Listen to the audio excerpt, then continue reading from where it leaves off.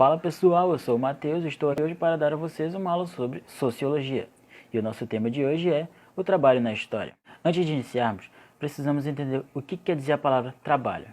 Trabalho quer dizer tripalha, que vem do latim tripalium, que significa três paus, que era um instrumento utilizado para torturar quem não pagasse os impostos, ou seja, o pessoal que não tinha essa condição. Geralmente quem trabalhava eram as pessoas de classe mais baixas. Tripalha ou tripalium tem dois significados. O primeiro, uma ferramenta com forma de tridente, que era utilizado para bater o trigo e espigas de milho. O segundo, um instrumento romano de tortura, que era utilizado para castigar os escravos. O trabalho sempre foi o motor que move todo tipo de sociedade e civilização. O trabalho ele é todo e qualquer tipo de atividade física ou intelectual, cujo objetivo é fazer, transformar ou obter algo para realização social ou desenvolvimento econômico. Podemos dividir a história do trabalho através do modo em que o homem desenvolveu ao longo da história do trabalho, que são os regimes de trabalho. Em primeiro, nós temos o regime de trabalho primitivo. Através das primeiras sociedades primitivas e com o avanço das primeiras ferramentas que eram feitas de pedra, espinhos e lascas de árvore, o homem buscava saciar suas necessidades básicas.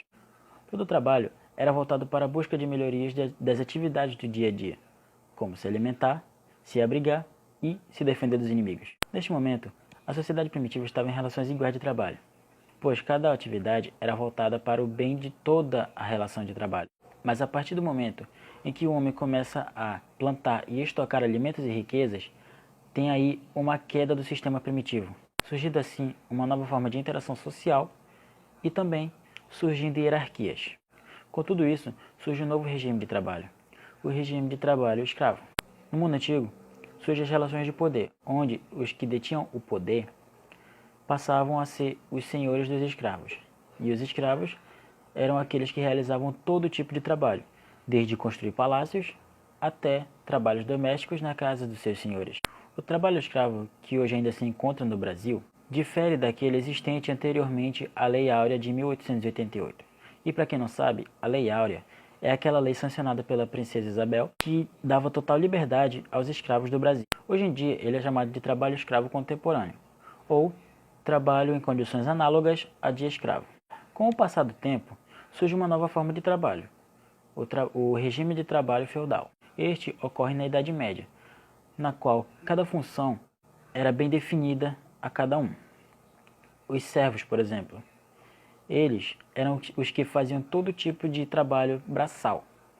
O clero cuidava da espiritualidade e da intelectualidade. Os nobres eram os que governavam e ofereciam proteção para os servos. Esse tipo de sociedade era organizado em uma pirâmide, a chamada pirâmide social feudal, onde na base deles eram os servos que trabalhavam, faziam todo tipo de serviço e construíam cada vez mais a civilização.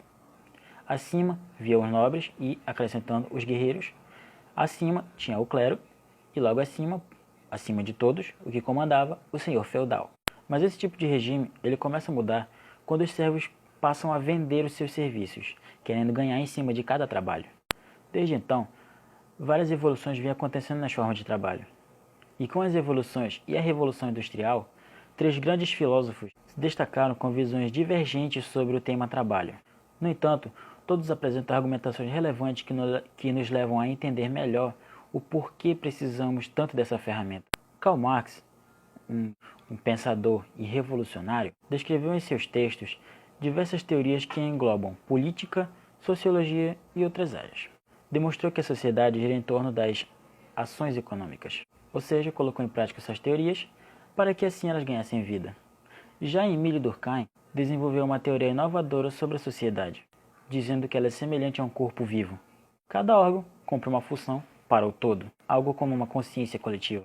E Max Weber proclamava que a sociedade era muito mais complexa do que ela parece, não podendo ser harmoniosa. Estruturou a ideia de ações sociais dos indivíduos e que através dos estudos destes mesmos atos se desenvolvia uma sistematização para a melhoria do todo.